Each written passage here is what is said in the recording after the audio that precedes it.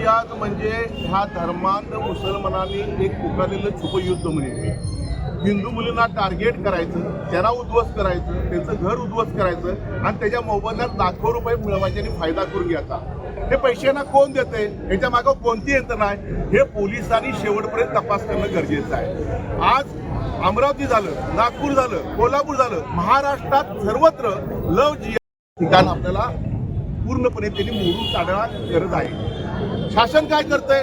हिंदुत्ववादी सरकार आहे म्हणतंय, परंतु निर्णय होत नाहीत, कायद्याची अंमलबजावणी होत नाही आहे. आज कोणत्याही परिस्थितीमध्ये आज आम्ही क्षीरसागर साहेब आणि चव्हाण साहेबांना भेटवा, त्यांना सांगितलं हा एकटा नाही आहे, ह्याच्या मागं कोण आहेत, कुठले लॉज आहेत, त्याचे परवाने आहेत का, त्यांना कोण आधार कार्ड बघतं का, कुठं व्हिडिओ शूटिंग केलं. एक नाही 10-15 मुलींचं आयुष्य माणसाने बर्बाद केलेलं आहे. थोडे पैसे देतात आणि काय ते करतात. आणि अशा पद्धतीला मुलींना मी आव्हान केलं आमच्या हिंदू भगिनींना, तुम्हाला भविष्यामध्ये असं कोण त्रास देत असेल, धमकी देत असेल तर या भावाकडे तुम्ही बिनधास्तपणे या आणि आपलं मन मोकळं करा.